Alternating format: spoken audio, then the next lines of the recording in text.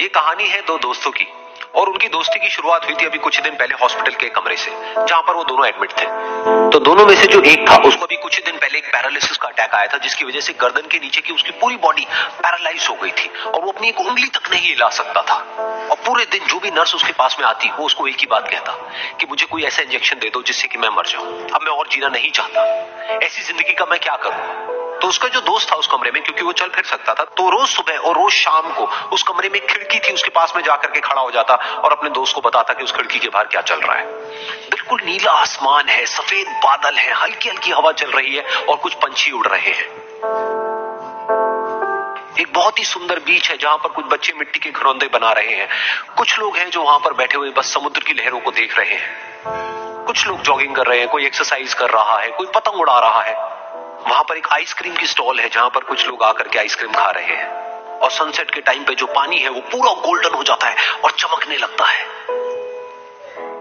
तो शुरू में तो जब उसने वो सब बताना शुरू किया तो उसके दोस्त के ऊपर ज्यादा असर नहीं हुआ, लेकिन धीरे धीरे उसके अंदर जीने की चाह जागने लगी। अब वो सुबह का इंतजार करने लगा कि जल्दी से सुबह हो और मेरा दोस्त मुझे बताए कि आज यहां पर क्या हो रहा है।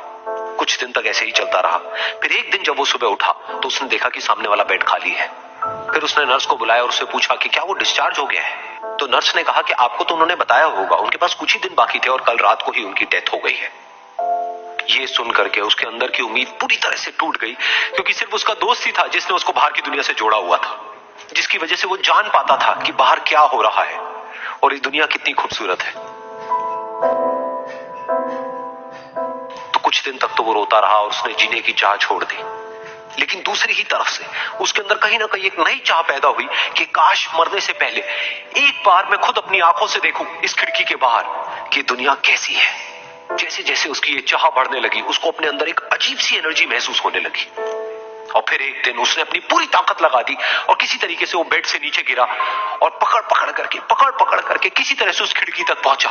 फिर उस खिड़की को पकड़ करके वो खड़ा हुआ और खिड़की के बाहर देख लिया।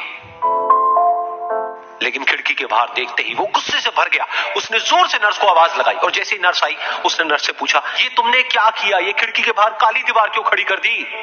तो नर्स को समझ नहीं आया वो क्या बोल रहा है। वो बोली कि मुझे 5 साल हो गए हैं यहाँ पर, जब से मैं आई हूं तब से तो ये काली दीवार यहाँ पर है। तब जाकर के उसको समझ आया कि उसका वो दोस्त उससे झूठ बोल रहा था।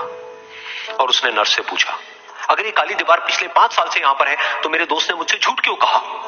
तो नर्स थोड़ा सा मुस्कुराई और बोली कि मैं ये तो नहीं जानती कि उन्होंने आपसे झूठ क्यों कहा, लेकिन मैं इतना जरूर जानती हूं कि जो भी कुछ उन्होंने आपसे कहा उसी वजह से आप अभी अपने पैरों पर खड़े हैं।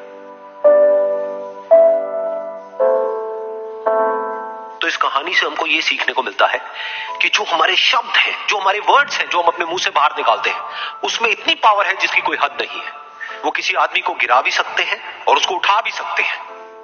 तो अब आपके ऊपर है कि आप अपनी इस पावर को यूज करते हो या मिसयूज करते हो।